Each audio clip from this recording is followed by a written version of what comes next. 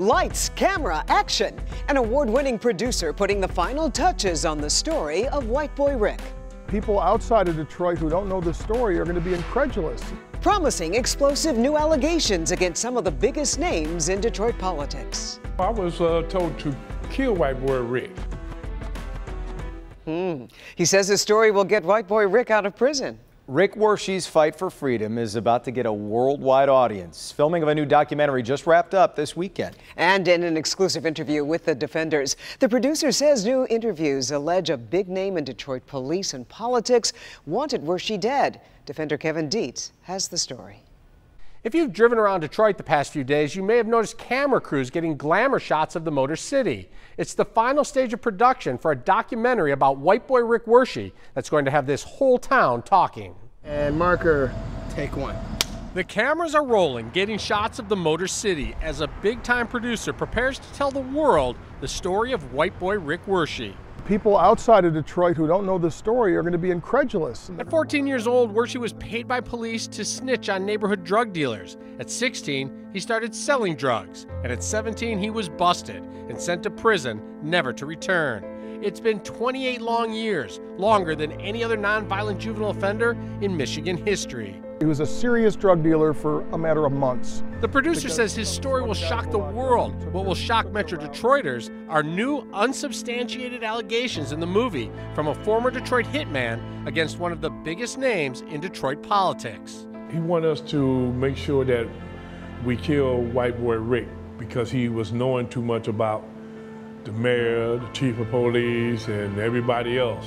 Nate Boone Kraft went to prison for killing 30 people. He got out by cooperating with police to catch other criminals. Now, for the first time, in the documentary 650 Lifer, The Legend of White Boy Rick, Transition Studios will air Nate Kraft's interview, where he reveals the name of the person he says wanted him to kill Rick Wershe.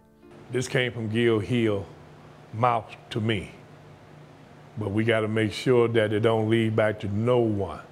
I said, well, you know me, all my hits don't lead back to no one. Gil Hill is the former Detroit homicide detective turned city council president who became famous for his acting role in the blockbuster movie Beverly Hills Cop. I don't want to see any more of these blue slips. We're not going to see some arrest slips. Hill recently passed away and cannot defend himself against these allegations. I was told to kill White Boy Rick. He said, 125,000, I'll make sure that you get it as long as that boy dead. His key word, dead. 125. Make sure that boy's dead. We can't have him talking. Exact word, we can't have him talking.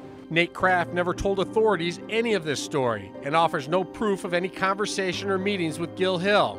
While in prison, Rick Wershe told the FBI that Gil Hill was taking bribes to cover up homicides. An investigation resulted in no criminal charges. Hill was celebrated at his funeral as one of Detroit's favorite sons. From behind prison walls, Rick Wershe tells me the documentary will bring a new urgency to his fight for freedom. I think it'll have a big impact. I think people are going to be outraged. It's going to go back to the beginning and tell the 100% truth to basically stealing my life one day at a time. Gil Hill is not the only target in this documentary. The movie says former Mayor Coleman Young went to great lengths to keep Wershe behind bars and asks why current prosecutor Kim Worthy has not made efforts to free Wershe after all these years. Producer Sean Reck insisting Wershe is a political prisoner. This is all really punishment for having cooperated with the FBI and taken down police and politicians here in Detroit. The producer is working out the final details on distribution. It's expected to be released around Christmas. Kevin Dietz, Defenders. All right, a lot of intrigue there, huh? Those are some big names. He wasn't lying on that.